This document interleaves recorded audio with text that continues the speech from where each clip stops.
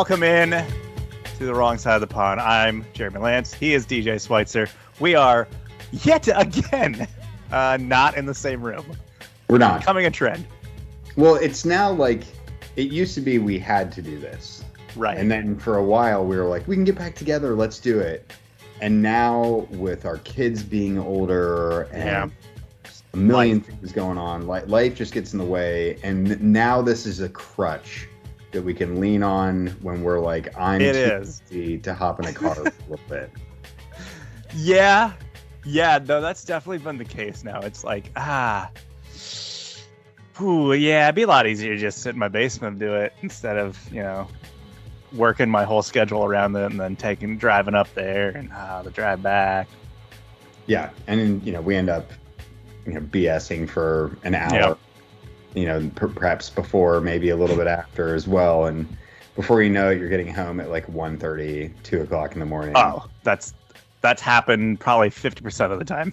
Yeah, a lot more so before the advent of remote podcasting became a possibility for us. But whatever, we're still making it happen. We didn't record last week, which was perfect timing since pretty much the majority of the English soccer world also had to take a break due to this old lady who passed away. And it just upset everyone. A lady in her mid-90s passed away from natural causes, and a country went into a state of mourning as if a 9/11 had happened. Yeah. I get it. Finish it, to be fair. No, I'm not English, so I don't get it. We, our country obviously fought a war to, separate us from having to care about that. I made a comment. I was setting up the fields at our youth soccer league last week, and the guy I was setting up with, he goes, "Why is the flag at half staff?" I was like, "I think it's because the Queen." And he was like, "Huh." And I was like, "Yeah, I know. I'm pretty sure we won a war over not having to do that." So, but just, you can't make that joke on Twitter, because then a sea of angry British people will walk over you and just let you know that that's mega. Oh, absolutely. She's like their grandma. What if I just say I'm Irish? Then I'm allowed to do it, right? You're allowed to say whatever you want then. Right. You're just the grossest, most inhumane thing you can say at a time of mourning. You're allowed to say it. That makes perfect sense that you would be that grotesque. But no, it was an interesting week, obviously. So an event that affected, in a way, the whole world. Either which way you feel about the monarchy, or just, old people in general, or the Brits, whichever side you fall on any of those feelings. Obviously it affected everything, and in England it affected everything. And by everything, I mean, really, from a sports standpoint, just soccer. Soccer was the only thing that stopped. Yeah, all the other sports were like, we really would rather just make money over this weekend like we normally would. And soccer, for what, this is a sport that is just bound by its traditions, in much the same way that I feel like baseball here in the US is just so tradition bound, and everyone's like, you can't mess with this. This is how it's been forever. This is the national pastime. We have to, anything that culturally intercepts with us, we have to be reliant or reactive to. And I feel like soccer in England gets that same type of vibe.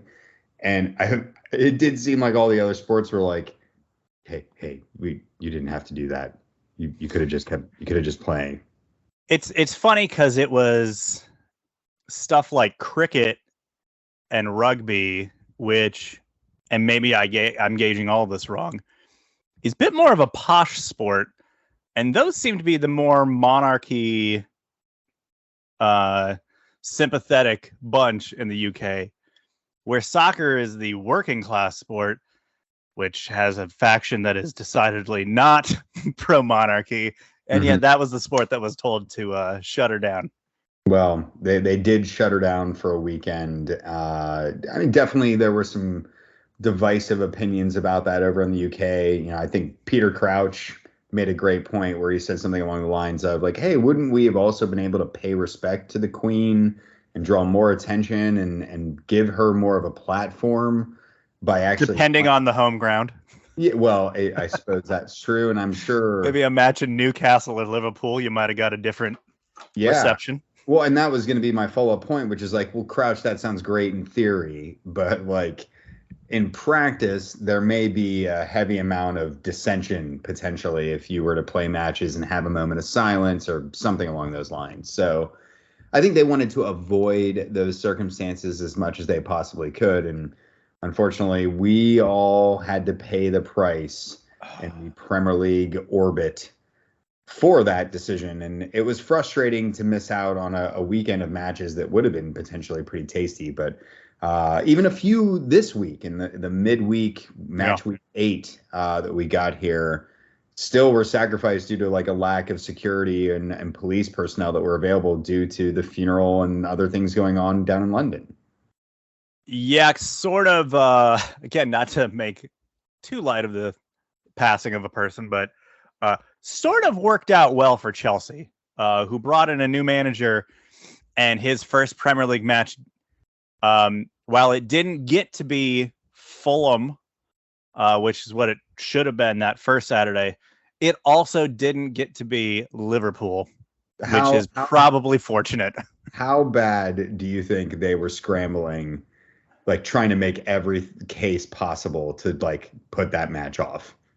You're like, hey, we probably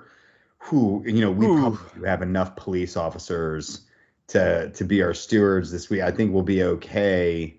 And they're like, no, tell them that we need extra. That we're 50 short. Like, just make up a number. It doesn't matter the number. But we don't want to play this one. We're just Graham's not down to make this his first match here. Like, let's just not do that. Bunch of Liverpool supporters coming in on the weekend that the Queen's having her funeral. We need 3 times the normal amount of police. Get them all into the pubs and channel them directly into Graham Potter's brain. It's the only way that we can make it happen if we're going to play Liverpool in the opening one. But it wasn't the case. That match was among 3 that were scrapped this weekend. That was probably the most tasty of them. Brighton and Crystal Palace. They were also nixed. And then Manchester United. So tasty. Manchester United, Leeds United, which... That actually would have been tasty. Yeah, I would have enjoyed that one probably. So, unfortunately, none of those came to pass. But we were still left with a pretty entertaining weekend in the Premier League. The top 3 really kind of took, while everyone else had the weekend off, they just kept on plowing through the Premier League as they mostly have through the start of the season. Yeah, I mean, early on still in this season, but, teams that are just kind of shredding people. Obviously, we got to start at the top with Arsenal. They get a 3-1 or 3-0 win over Brentford. We got to start talking about Arsenal as a legitimate title favorite, title contender, one of those terms. We've been trying our best to discredit the start to the season that they've had, but I mean, look at the table alone will give you everything you kind of need to know right now. Yeah, they dropped all 3 points away to Manchester United in kind of surprising fashion. But aside from that, they've been pretty damn good. And it's weird to think about this Arsenal side, like jumping the way they have this season from, this kind of inconsistent, bumbling, almost their club who's been trying to claw their way back into the top 4 spot that they held on to for so long, to this season just being like that old club a little bit. And obviously it's a new psyche, a new manager, a whole new set of players, but they do seem to have kind of that swagger and, panache that comes along with being one of the top sides in the league. And right now they're playing like the best side in the league. Yeah, and they've had a few matches that were maybe a little closer than they should have been, than Fulham and Villa, but for the most part, like they're thrashing people. Like they are controlling matches, they are running riot on people. They're fun to watch. I mean, as much as it's bittersweet as a non Arsenal supporters bittersweet to watch them succeed. It's attractive, fun football.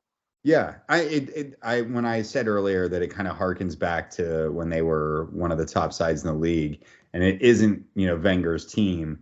Wenger's team was so much. They were just fun to watch, and at their peak in the Henry and Vieira years, like they were, truly a bit of art that was unfolding on the pitch every weekend. And while they're not quite to that same artistic level, this team is dynamic. It is exciting. They are the type of side that even if they go and concede, they're likely to just march back down the field and steal that goal right back. So, I definitely don't enjoy watching Arsenal be good, but right now they're being good, and it's hard to ignore that.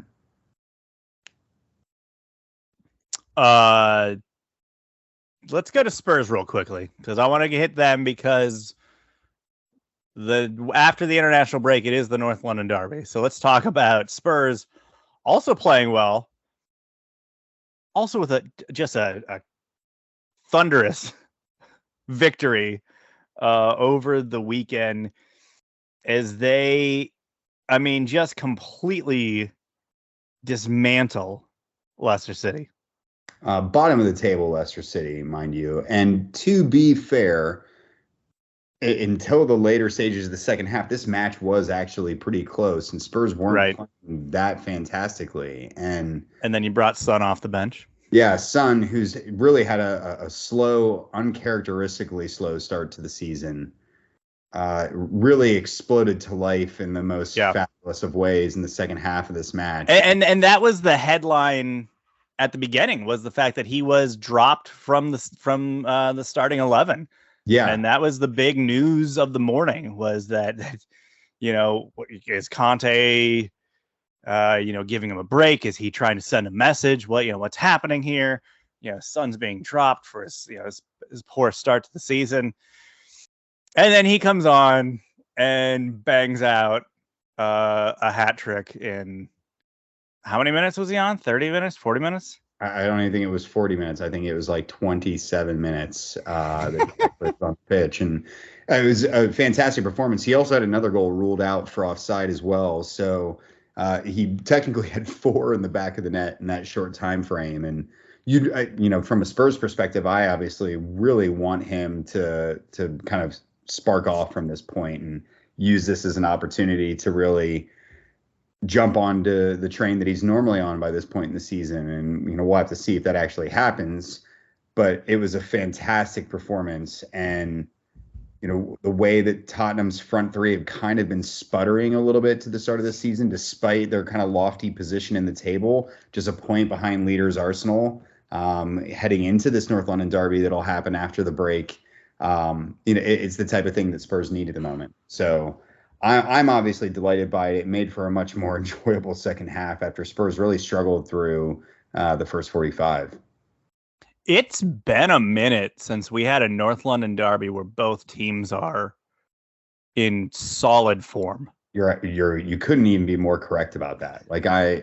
It's usually one or the other is kind of doing really well. And we've had a lot of these, will they pip the other one for fourth place type of deals? But this is one where these are two of the top teams in the Premier League this season. And on form, you probably have to give it to Arsenal at the moment. They've just kind of been cruising. Aside from that hiccup against United, they're basically the top side in the league. Spurs have been a much more inconsistent, kind of ragged, dogged type of march to the point they are at this point in the season. But I think there are a lot of people that are actually looking at this Tottenham side and considering them to be one of the best in the league and potentially a title challenge. And I don't think that's where we are yet.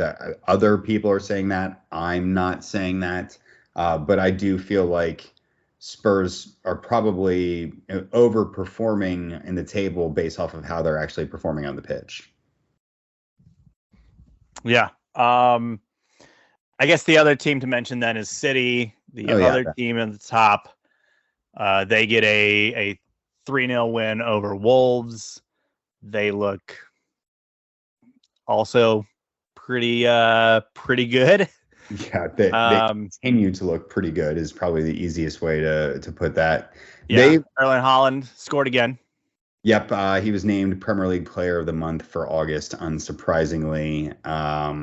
He's got like 11 goals. I was gonna say, you tell about the guy that's scored in every match he's played in so far, pretty much. Oh yeah, him. Having better than a goal a game so far after moving to a team where he's being, shouldered with all the expectations of the world, and he's overperforming.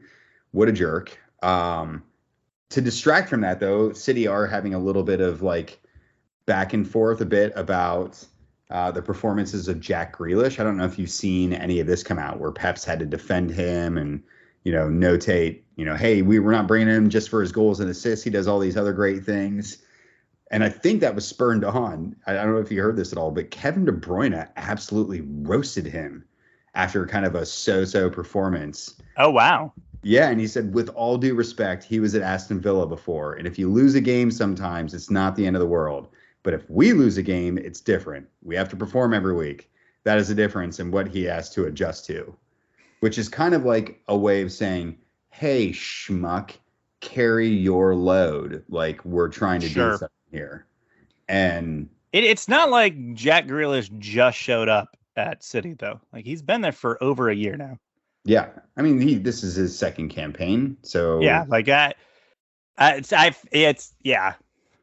mean, I feel like he does know that by now, how this works. He's not well, and they moved on Sterling. Obviously, he's moved on to Chelsea, and he's performing well for you guys as well. But that was a move to basically free up that spot to make it his. And for £100 million that they had to fork out to get him over there, you would think that he'd be handed the keys to the car there, and he's doing that. And it's hard to say that he's underperforming when City are second in the table, a point behind Arsenal.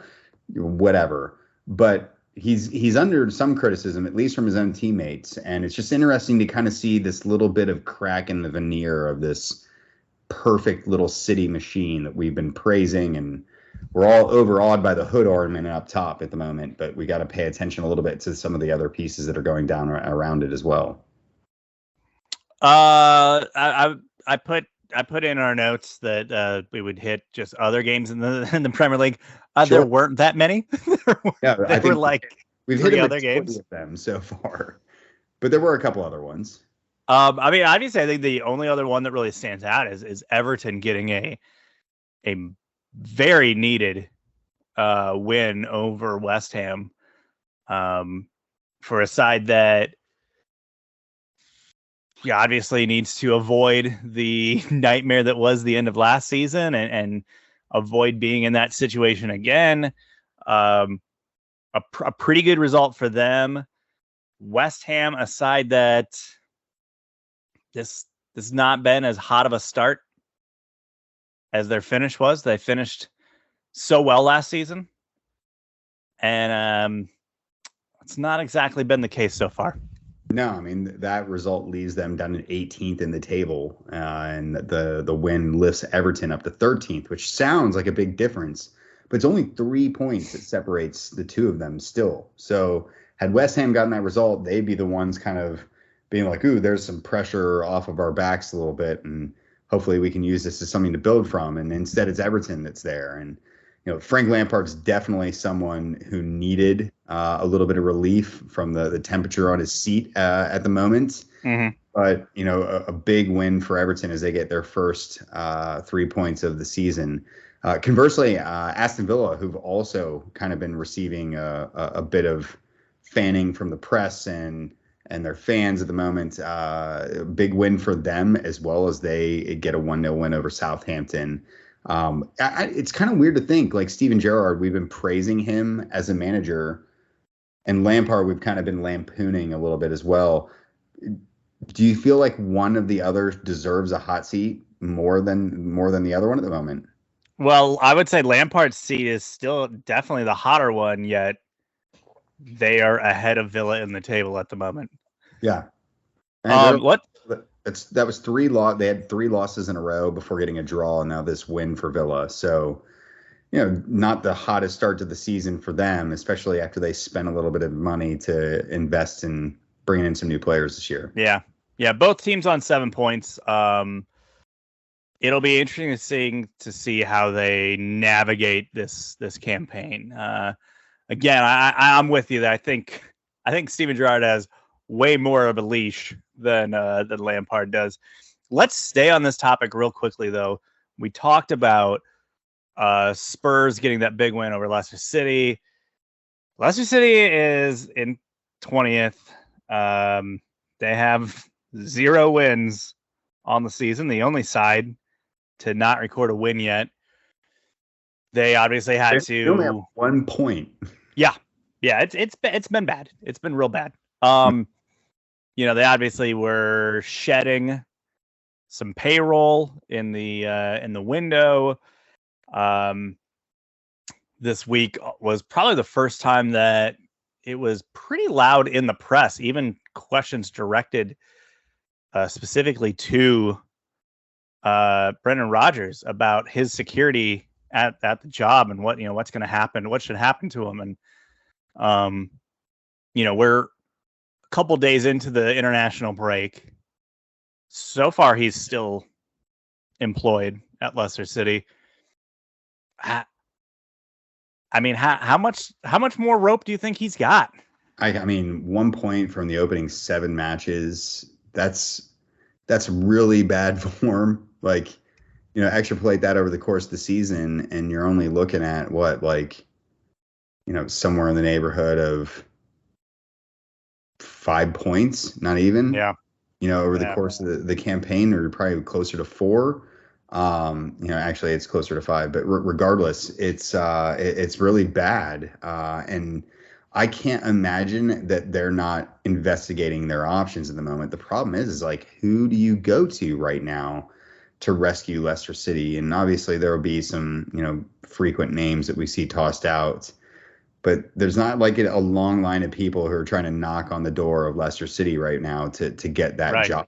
Especially at a club that, obviously had been punching above their weight for a lot of years now. And a lot of that, that core group is being sold off at the moment. It looks like payroll is, or at the moment, at least, they just don't have the pieces in place. And I don't think there's been a promise made about, hey, we're going to really replenish this roster. I think they were a side that, had some stuff really working for them. And I don't know if they're in a position to fully replace everybody properly the way that they had kind of been able to do a little bit of, tinkering and replacing, early on, right after they won that title. They do have a very easy October, though. Or I should say it's a more favorable October. Relatively easy. So they play 19th place Nottingham Forest when the league resumes. Then Bournemouth, then Crystal Palace, then Leeds, then Wolves. They finished the month hosting Manchester City, but still, that's 1, 2, 3, 4, 5 results in October that they should still be able to get a decent amount of points from. You would hope they come out of that with at least 6 points. I mean, so this has to be the stretch, right? I mean, if Rodgers can't navigate this, then they're in some real trouble. I don't think he, you get those first 3 there, Nottingham Forest, Bournemouth, Crystal Palace. If they drop 2 of those, I think it's over. I think if you don't come away from at least 4 points out of those 3 games, then B-Raj can't survive. No matter what his position is on all this and how little he was or wasn't helped in the transfer windows, they're going to need those points desperately. And at this point, it doesn't seem likely that they're going to be picking him up. So that'll definitely be something to watch over the next couple months. Yeah, I think an ugly loss to Nottingham Forest when season resumes could be it. I mean, that could be enough. If you're not beating the team that's just as bad as you, or as close as to being as bad as you, and it's at the King Power too. What hope do you have? Yeah, I mean, if they get unhooked there, then I think it could be curtains for Rodgers at that point. Where would Rodgers go from there? I mean, what's his next move then? Like Houston Dynamo? That's not a bad shout. Go the Owen Coyle route and take the Houston Dynamo when gig? Spurs dispatched and we're trying to like figure out who they were going to come and replace Bruno with. I'm curious. If you recall, Rodgers' name was very heavily linked in that scenario, and yeah, I was like, no, like please anything but Brendan Rodgers. And it's kind of my idea that I think he's already hit his peak. Like I think Liverpool was his peak, and now he's on this kind of downswing. And I don't think he's going to get a job that was as big as the recent Premier League champions at this point. No, I think you're right. I don't know where you go. Do you take? I mean, do you hang around and if one of the other teams that are just as unfortunate as you in the Premier League punt their manager, then do you come in there? Otherwise, I don't see a way forward for him that's any direction but down as far as just the quality of club. I think best case scenario, I think for him would be like in Everton, and I'm not trying to say they're downwards from Leicester City at this point, but like I think that would be him landing in a spot that's probably a little bit above what he probably deserves given his performance at the clubs he's been at. And yeah, he had that great run when he was at Celtic there for a while, but that was basically a one trick pony at that point because that was during the time when Rangers were pretty weakened. So right. I think he's on very thin ice at the moment. And if I were a betting man, I'd probably be putting some pounds on his head getting chopped next. Yeah, I'm just trying to think, I really wonder if he just takes some kind of real bogus gig after this. If he's like Atlanta United or like the India Super League or something like that. Yeah. Yeah, go off and like coach in the J League or something. Oh man. That's if they don't make a Netflix documentary following that foray into managing. I mean, my goodness. It's got a lot of potential, if nothing else. There's a reason why I suggested it. I mean, as of right now, Swansea is 16th in the championship. So they're not exactly firing at all cylinders. If they need a manager, there we go home. Does he go home? Remember, that's home, right? Get him back into that old, familiar, comfortable chair there. Only other match I think that's probably worthy of mentioning this weekend, Nottingham Forest, who we mentioned are 19th.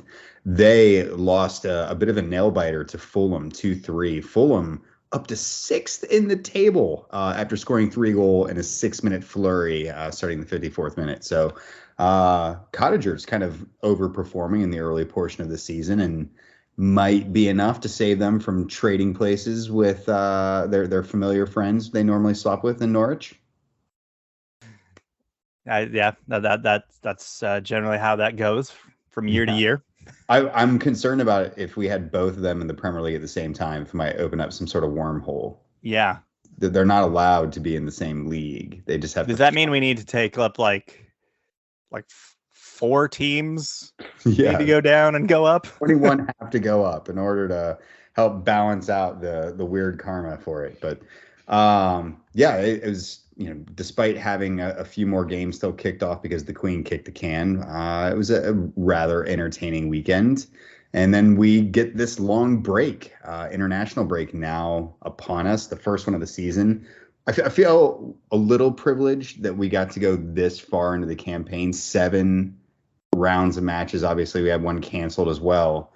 So nearly 8 rounds of matches before we had our first international break. And I feel like we normally start every campain it's normally like 3. You get 3 in and you're already... And I'm already having to deal with a damn international break. Not this year. And if there's one benefit of this stupid Winter World Cup, it's that we got 7 uninterrupted weeks of Premier League before everything had to shut down for a little bit. The normal 3 weeks and then we're breaking was always the worst. Because it was like you just finally like got the full feeling of having the league back. And then boom, international break. Let's go stateside. MLS did not, despite what some was hoping, did not take off for the Queen's funeral. There was no moment of silence. There was no mourning. It was pedal to the floor, cigarette hanging out of the mouth. No respect. Tip Americans. It's just like when Alex Morgan tipped that damn teacup and mocked centuries of oppression that the English have doled out to people around the world. MLS just said, nah. We're not bending the knee. We're going for it. Makes me feel really proud to be an American that our teams could just play through that mess. We made it. They persevered. Yeah, and they needed to because the playoffs are fast approaching. Just 3 match days left in the season for all these teams, or maybe just 2, depending on. 2 to 3. Basically, you have some teams have like a makeup match that they'll do at the tail end of this international break. Right. And then after that, it's 2 weekends and we're done. Yeah, but we've got a pretty tasty little set of circumstances unfolding in both conferences at the moment as teams try to clinch these last places in the playoffs. Obviously, we've been pretty focused on things that have been happening in the Eastern Conference, given that FC Cincinnati and the Columbus Crew are in the thick of this last little race for these probably bottom 2 places in the Eastern Conference playoffs. And FCC, I'd have to say, with a pretty comfortable schedule remaining, are sitting in a pretty good spot to clinch their first MLS playoff berth. Yeah, they have, I believe, a 3-point cushion at the moment. So it's Inter Miami, it's Cincy, and it's Orlando currently holding the 3 spots there at the bottom. I think I'm not sure about NYCFC. I know the other top 3 have clinched. So it's really just those spots left for grabs. Those are the 3 in it. It's the Crew and Atlanta are really the only actual chasing pack. Yeah. In the East. On points with Inter Miami as well, who are clinching that last spot at the moment. So, they're not out of this at all. And it's very possible that both they and Cincinnati could squeeze in. But it's definitely FCC who probably have the softer of the schedules that they're staring at as they head into these final 3 matches. FCC have Seattle away, which is probably the most difficult of those matches. Right, and you have a extremely desperate Seattle, as we'll foreshadow what's going on out west. Yeah, a team that, I mean, if Seattle doesn't get 3 points on Tuesday, they might be cooked. That's essentially it for them. Like they've basically run out of runway. And as we've said before, they've never not made the playoffs in their entire MLS history. So that's kind of a big deal that they might not actually make it into it. And it could be FCC who put the final nail in that coffin, more or less. Which is just a wild thought. Yeah, it's insane. Of all the clubs, insane. Take it from them. If that happens, if you had asked us that like 2 years ago in like the beginning of the Gerard Niekamp era, like would you believe that FCC side could actually put the nail in that coffin? So and so they basically could. If they were to get that win, Seattle would then be stuck on 39 points, 4 points back of 7th place with only 2 matches left, meaning they'd have to win both of those, and then they'd probably need a few other things to happen in their favor, so that they could fend off the teams already in those positions from getting max points and keeping that distance. So I put it down as kind of one of my key matches here in the next couple of days. Is that Seattle Cincy match. You're going to have 2 teams that are, Cincy looking to lock things up, Seattle looking to stay alive. Yeah, it's a big one. But if FCC fail to clinch, the points that they need in that particular match, they've got some pretty easy layup type matches coming up. Chicago Fire at home, then at DC United. The Fire are third from bottom in the East. Yeah, DC they're officially out, I believe. DC United are officially in wooden spoon territory. So it's a possibility that those could be some gimme matches for them at the end of the campaign if they're able to keep up the form that they're in. And right now they're in some pretty impressive form. They've gone 11 matches unbeaten, including tonight's friendly against Chivas of Guadalajara in the meaningless Leagues Cup preview showcase thing. But they did look good in that particular match. But just on this great run of form now, where they're really not dropping points, there are many points when they are, and have really dug themselves out of some tough situations. So right now, I feel very confident that we're going to look at this FCC side squeezing their way into the playoffs. And while they probably won't be hosting any matches, it's going to be a pretty fun, idea to think that this team that was 3 years wooden spoon holders in a row is now looking at a playoff spot. When we were doing our predictions on Cincy Soccer Talk, which I hop on from time to time, we were doing our preseason predictions and just kind of our preseason hope of like what would be considered a successful season for FC Cincinnati. And I just said like, hey, as long as we can, come like late summer, still be playing meaningful matches, that would be good. That'd be a good enough first step for me.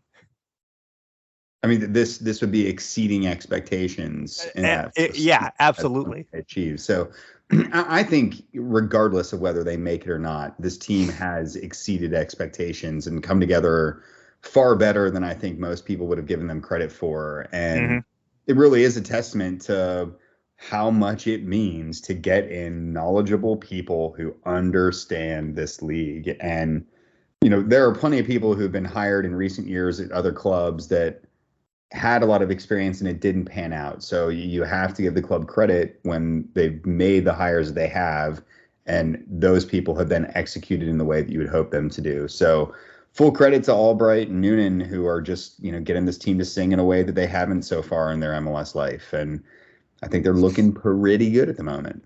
Let's go out west. Yeah. But real quickly, so teams that are Chicago, DC United, and Toronto. Remember Toronto and their big Italian makeover. All those three teams are done. How does one define being top heavy?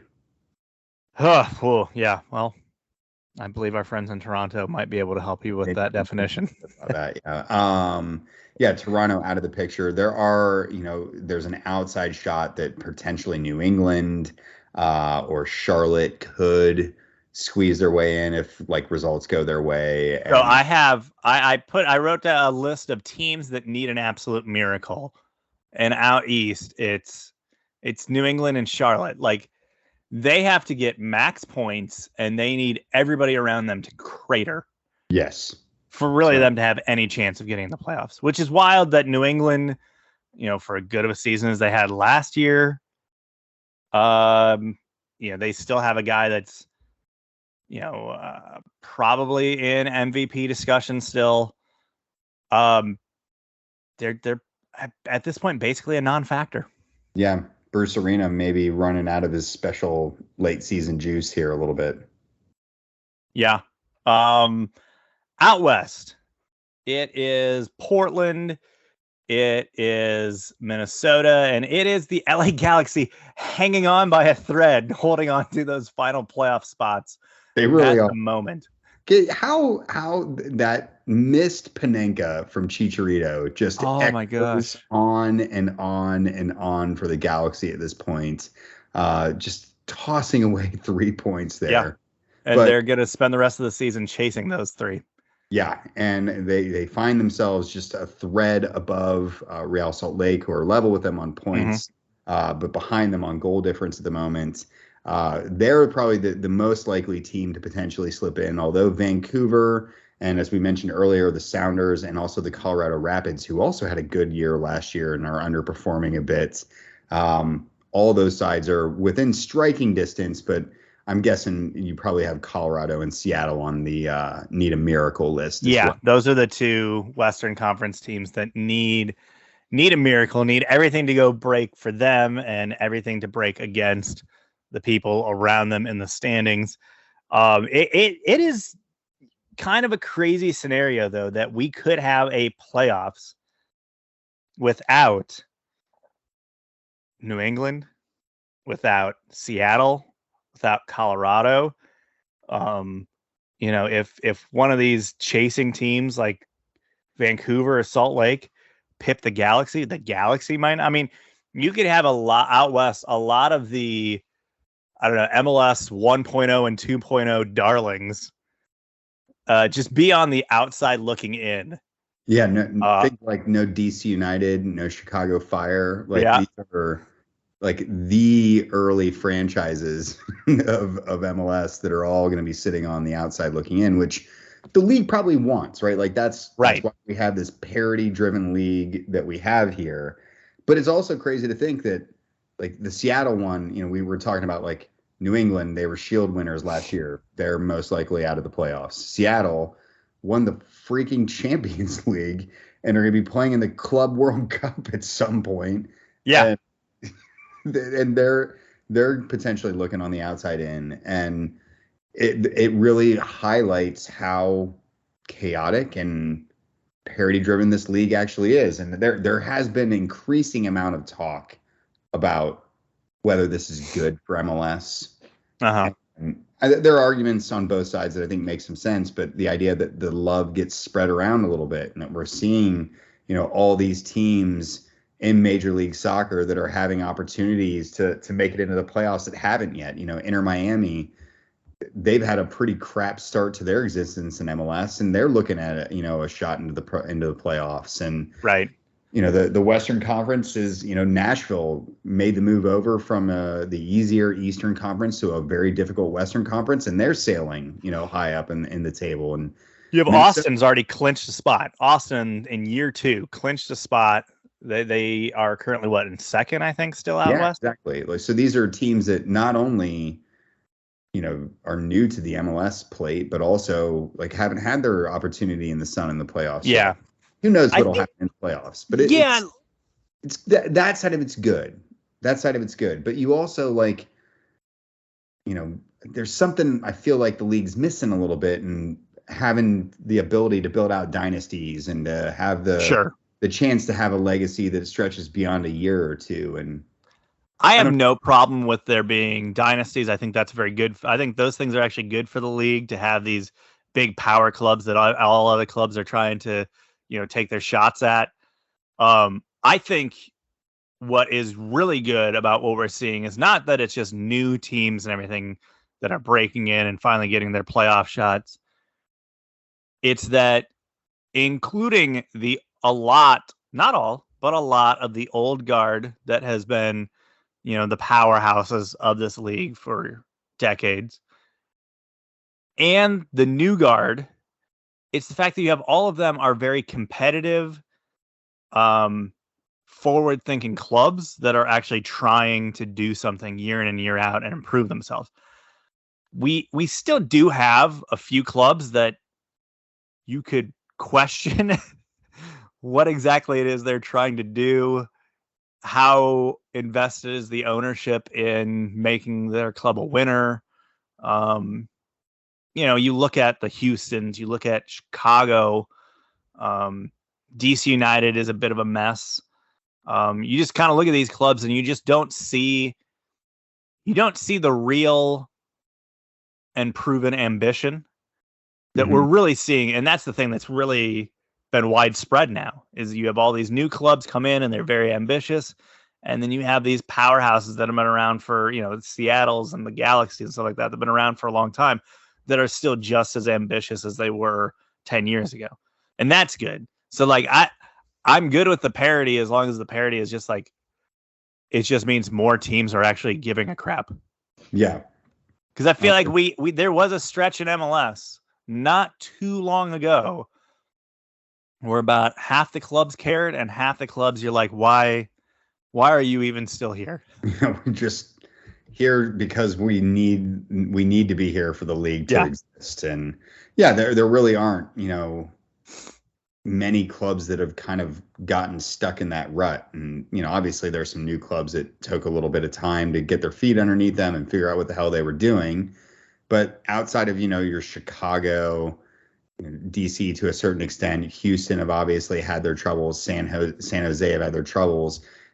Most of the teams in the league have kind of like caught on and have been like, hey, we've got to perform here. We've got to improve our facilities, our offerings to be competitive in the landscape, both, as a team as well as, in the general professional sporting, mindset. So, yeah, it's definitely good. And I think hopefully the league can continue to build for this. I think this upcoming Apple Plus deal is really going to be a bellwether to see how well the league can perform when it's kind of been freed from some of its constraints, and maybe it'll find a way to sail, and maybe it'll continue being, this slow, steady trot upwards. But I think we're at this weird inflection point right now for MLS, and we're seeing all these teams really invest, and I think that's great. And I'm excited to see what the playoffs look like and where things might shift afterward. It is an international break. So we are needing to at least mention the Yanks, the red, white, and blue. They have 2 friendlies coming up, both, I believe, in Germany, against Japan and Saudi Arabia. That sounds right. We're good. Yeah, it's Saudi Arabia. Obviously, with any type of international break, with any type of U.S. men's national team camp or whatever, it's always about who made the team and who didn't make the team. Yeah. And, for once, if nothing else, and while we might not have like a out and out star in this particular position, as you might hope heading into a World Cup, at least we get a real debate over what's happening with this forward situation. Like there is an honest to goodness, real live debate about who should be included in this. And none of them are like this, world beater, but you do feel good that it's like, we have options. You have a lot of, it's multiple decent options instead of Josie or Zardes or that Icelandic kid that was born in Mobile, Alabama. Yeah. Aaron Johansson. Whatever happened to that guy? I mean, I know he became very injury plagued. Yeah, I'll be honest. I know he went back to Iceland at some point, and that's usually not a good sign for your career. That's not a top tier league. Yeah, but no, it's definitely a little bit thicker of a race up top as you look through the list of players included in this last September camp, which remember is the last one before the World Cup, right? This is our last. This is the final tune-up for them to get people in, to get a look at them and potentially decide. And it doesn't mean if you couldn't be called into the final squad, but it's pretty unlikely that if you didn't get called into this one or you haven't been in any recent ones, that you're unlikely to be getting the call up when the final roster is announced in what, probably the end of October. Right. It would take a series of injuries to bring somebody currently not in the fold and someone who hasn't been in the fold this entire time to somehow be a part of things. So when we're talking about this center forward position, I think that's probably the one that's most controversial, or the one that's getting the most attention at the moment. FC Cincinnati's Brandon Vasquez did not get the call up that many people were hoping for. We've talked about this a bit on previous shows, whether or not he fits the mold that Berhalter's looking for in that particular role. Obviously, if he doesn't, you think along the lines, well, hey, he'd be a great plan B, but there's just so much to catch someone up on in a system like Berhalter's, to just bring them in cold, a couple months beforehand and be like, hey, can you do all these things that I'm going to ask you to do? And I think people really forget that about Berhalter's system. And I think it's almost a certainty that if he stays remotely close to in the form that he is right now, that he'll get a call up after the World Cup. Like, I think that's just a surefire 1,000,000% thing that's going to happen. But I think it was too soon and too close to the World Cup to really get him into the fold to kind of get him there. But he's not the only one who didn't get a call in. And I think the one that most people are probably looking at is Jordan Pefok, who just, I think a lot of people were expecting to be in this camp and potentially get a look at. And if there's anyone who really got potentially the shaft, I'm not even sure that that's really the case here. But if there's anyone that probably should have been on the roster, maybe more than Vasquez, is probably Pefok. Yeah, I mean, someone who's had a great start to the season over there in the Bundesliga. I don't know. Would you say that he more than Vasquez kind of fits the system, or do they both kind of not fit the system? If nothing else, he's had a run out within the squad and an opportunity to at least train with and get to learn the system that Berhalter applies for the men's national team. So, whether he fits it better, he's not quite the same kind of hold up player, larger target that you're kind of used to with Vasquez, right? And Vasquez too is much more attuned at the moment, at least, for this two-man front that really the U.S. does not employ in any capacity up in the international ranks. So yeah, he might fit it a little bit better than Vasquez does, but I actually think he's probably still in frame for this. And I think Ricardo Pepi, despite only having a goal and one goal in the last year, which he did get in his opening match for Groningen after the move over there, I think this is a chance for Pepi to prove, should we actually include you on the plane or not? Yeah. And Pefok could probably slip into that spot if Pepi isn't able to kind of regain or convince Berhalter that he's capable of regaining this form. Yeah, I mean, I think back to some of those bigger matches in qualification, and there really wasn't any of the striker options stepping up and kind of really owning those matches, right? Like I think of USA Mexico here in Cincinnati, and Pepi was brought in to start and was fairly anonymous. And it took, subs and Pulisic and other people coming in to get that offense going there in the later stages of that match. Well, it's easy to forget how young he is too, right? Yeah. And he had this amazing hot streak that he was on both domestically and in his first few matches when he got called up. And I think, it's pretty natural for a kid of his experience level to go a little cold from time to time. And that's why I still think this loan to Holland is probably a great thing for him, because it's such a good league for strikers and a good place for him to get a good tactical basis as well. But I do think this is an audition for him to be like, hey, convince us that you should be here. Like, we think you've given yourself the opportunity to get one more look, but if you can't do it, then we're going to have some other opportunities and other people we can turn to. But he's not the only one that's in this frame. And, someone like, Josh Sargent has been in fantastic form for Norwich City, 6 goals in 6 matches so far this season. He's really, even though they're stepped down to the championship, he's looked really good of late. And that followed a year of kind of poor performances, both at the club level in the Premier League. He really wasn't getting many opportunities there, and when he was playing for the national team. So there's these weird chances that kind of exist for players to prove themselves. And a year ago, we were probably even considering like, hey, maybe Josh Sargent isn't going to be included in this final 23-man roster heading into Qatar. And now it almost looks like he's a certain lock. Yeah, and then you think of, injuries knock people out of this as well. Like, a guy like Daryl DK has not even been in the conversation for a while now because of just dealing with some injuries he's got over there. He fell out of form a little bit before that. It's quick. It's these young guys that become these surefire striker options. It's so easy for them to just kind of peter out real fast. Yeah.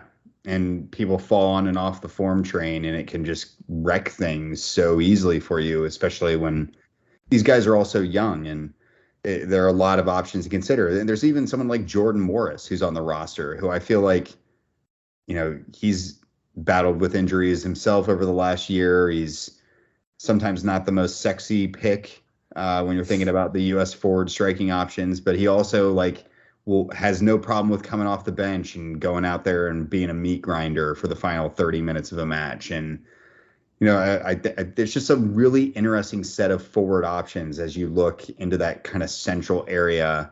And that I think that's why you're not seeing a guy like Brandon Vasquez, who really can only play like a central role and can only be that, kind of that one-dimensional type of player that he is. And calling him one-dimensional is wrong. He's not one-dimensional. He's great at hold-up play. He's good at linking. He's obviously quite adept at being a fox in the box, but he can't play in multiple roles in the same way that some of these other guys can. And I think that's something that Berhalter really is looking for in that forward spots that he's going to be filling for Qatar. 3 goalkeepers are coming in: Horvath, Johnson, Turner, Zach Steffen currently hurt. Is it just going to be Turner getting the minutes for this for these 2 matches, or do you think he's going to try to give some other guys like Horvath? Is Horvath going to get a look? I think Horvath will probably get some minutes simply because I think Horvath's kind of like the nailed on 3 that'll be going along, and he's going to make the World Cup roster. It's just going to be the question of who the other 2 are that are going with him. And to be honest, I feel like as long as Steffen and Turner are both healthy, those are the 3. I think that's what it is. And Sean Johnson's just there because we have to take 3 on this particular trip. But, there are a lot of different ways that I think the goalkeeper situation could potentially pan out. And I hope that Matt Turner's getting minutes here because he's not getting many for Arsenal. Not getting them elsewhere. If he's going to get them, he needs to get them now. Weah hurt. Mensah hurt. So we'll miss those guys. Mm-hmm. Those 2 guys, though, already seem to be kind of pretty much locks as long as they're healthy to make the squad. So. Yep. Of that list, who is like the guy that like, hey bud, these are your 2 matches to like get your ticket to Qatar? I was thinking about that a little bit myself, and you look across, there's so many different areas where there's some interesting people being considered for potential roles. The outside back roles are far from nailed down. Who's going to be the starting center backs versus the backup center backs that they bring in. But the one that's actually the most interesting to me is actually Johnny Cardoso from Internacional in Brazil, who's like this he's kind of like a mystery player. Like I barely know he exists. And whenever he gets called in, I'm always like, oh yeah, I forget that we have this guy who's basically Brazilian who's playing for our national team. And he's had these moments where he's looked really good. And I've seen, some obviously amazing highlight reels from him, but the Brazilian league is sometimes a little wishy-washy on its ability to translate to international success. But he's the one that really kind of stands out to me, that it's kind of like, hey man, if you want to find your way into this team and potentially be pretty influential for us, this is your chance to do so. What is your ideal center back pairing at this moment? Oh man, you're starting that first match there. Walker Zimmerman, I'm putting directly into my 11. Like I think he's just nailed on, assured starting center back. Beyond him, that's where I'd feel a lot better if injuries weren't at play. I think that's definitely something to consider. But if I had to pick right now, and this makes me so nervous, Aaron Long probably. Yeah. But I'm glad you bring up the center back position, because we're not probably our best center back that's performing internationally, at least at the moment, isn't even in discussion. And that's Tim Ream, who's just having an absolute renaissance at Fulham at the moment. And, they're sitting 6th in the Premier League, and, he's been their player of the year for the last 3 years running pretty much. And it's another one of those guys that's kind of like a victim to circumstance. Like he's great and he's playing well at the moment, but he doesn't at all really fit the mold of the type of center back that Berhalter wants back there. And I don't know, that position is definitely one of curiosity for us right now, and to see if injuries pan out. and eliminate themselves before the tournament, I think could be a big deal. Yeah. Yeah. And does a guy like John Brooks get himself back into the fold between now and then? Doesn't seem that way. It seems like I'm skeptical of his ability to do that. Yeah, and it seems like Berhalter has moved on in his mind, at least. I wouldn't disagree. All right, let's wrap this show up. Winners and wankers. Give me your disappointing thing from the last week or two. My disappointing thing, and I'm going to sound biased, and I'm from multiple points on this, but listen. Casually saying in some whatever keynote meeting thing, whatever discussion that was that Todd Bowley was in, that you think an all-star game would be a good idea. And, mentioning a few other things. While not the greatest of ideas ever, the reaction from so many sects of the soccer community, of what we would sometimes refer to as the Euro snob, the Brit hardliner, just the freak out, how dare you, get off my lawn, go home, Yank reaction to that was so unbelievably over the top from so many people. All those people collectively get my wank. Like, sure, not maybe an idea that hasn't been fully thought out yet. Yeah. Does Bowley come off as a guy that doesn't fully have dialed in all the nuances of the English game? Sure. Did he, in that same sit-down interview, basically admit that and say, my job is to put the right people in place? Yeah, but that part was just quickly forgotten and not really part of the narrative. It doesn't make for a good 7-second clip. No. It was predictable, and it was ridiculous to see like the absolute freak out that so many had of him to suggest something. By the way, suggesting something that he was saying was for the purpose. He was talking about how much money at the MLB All-Star game, which is, I would say, not even a very successful All-Star event lately. How much money that made, and how you could do that and make, that money could go towards funding the pyramid, because that is kind of this oncoming existential crisis that English football on the whole is going to have here in the near future. Yeah, is how the lower leagues are sustained, while the teams at the top, the clubs at the top, and the top, in the Premier League, continue to just expand and grow as far as their assets and wealth. Sure. I find I hear your point, and I think it's fair to defend him here a little bit, because sure, if John Henry had rolled out and said something like that, would he have gotten right kind of response? Like if John Henry was like, hey, what if we had a league that was super?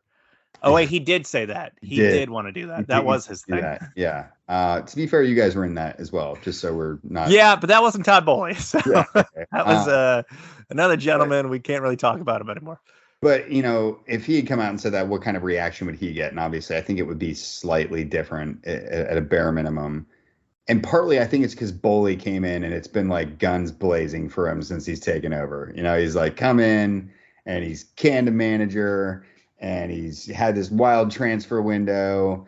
And now he's like, we need an all-star game. And it's for the pyramid. And I think it's been a lot real quick from you, Todd, and maybe just zip it for a minute. Sure. But Gary Neville going on a rant about how American investors is one of the greatest dangers facing English soccer right now. It's totally hypocritical, as he was paid by the Glazers, who were Americans, by the way, and not to mention that there are like a bevy of oligarchs who have used the Premier League as their reputation rinser for the last 15 plus years. So it's mega hypocritical. But, and I'll roll it back to this point just to provide a bit of levity, I think, and that's the idea that, maybe he has some ideas that are beneficial for the pyramid. And while I think that would be fine, Todd Bowley is also a billionaire, so he's not going to suggest something that doesn't also benefit him tangentially in some way as well. So sure, he's gonna want all boats to rise and his to rise, obviously slightly the more. Most. Yeah, in a bigger boat if you can help it. There are a bunch of them. There are a bunch of them that have been seized that'll probably go in for a deal at the moment of late. But I do think those reactions were a bit over the top. Myself included, I definitely don't think we need a Premier League All-Star game at this point, unless some other stuff gets axed first. But sure, I think.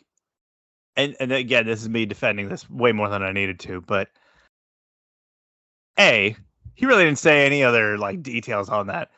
If you were to do this, the more logical thing, especially if this is all about just making as much money as possible to fund whatever we're funding,